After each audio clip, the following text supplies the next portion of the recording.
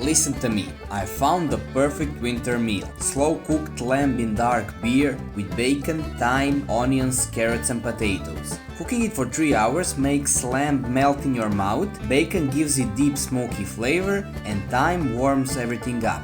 You cannot taste bitterness of beer, but it gives it thickness and binds everything together perfectly. Irish stew is one of the Ireland's oldest dishes, made to be a filling meal using affordable local ingredients. The original version was very minimal, made with just lamb or mutton, potatoes, onions, water and salt. No herbs, no thick sauces and no beer. Carrots were added only in the late 19th century as they were gaining popularity across Europe. Mutton was preferred over lamb. Older sheep were used because they were cheaper and had a stronger flavor, though lamb is more common today. Along soda bread, Irish stew is one of the foods most commonly associated with Irish cuisine worldwide. Heat neutral vegetable oil. Traditionally used is rapeseed oil, but you can use any kind you have, and fry lamb until it develops crust on all sides and leaves that flavor on bottom of the pan.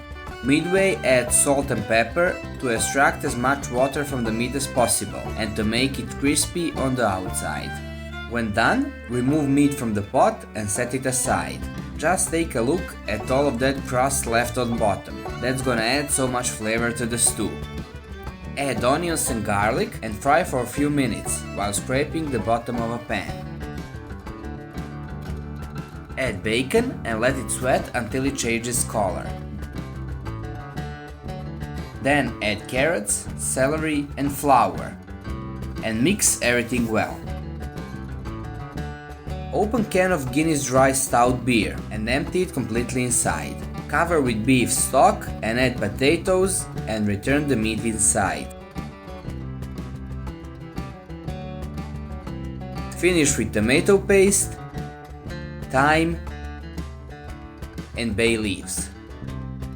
Set on medium heat, cover with lid and let it cook for at least 2 hours. Occasionally open, stir and cover again. After 2 hours, you can see it thickened up quite a bit. Remove the lid and let it cook for additional 45 minutes to thicken even more. At the very end, remove bay leaves and leave stew to cool off before serving it. Thanks for watching and I wish you all the best.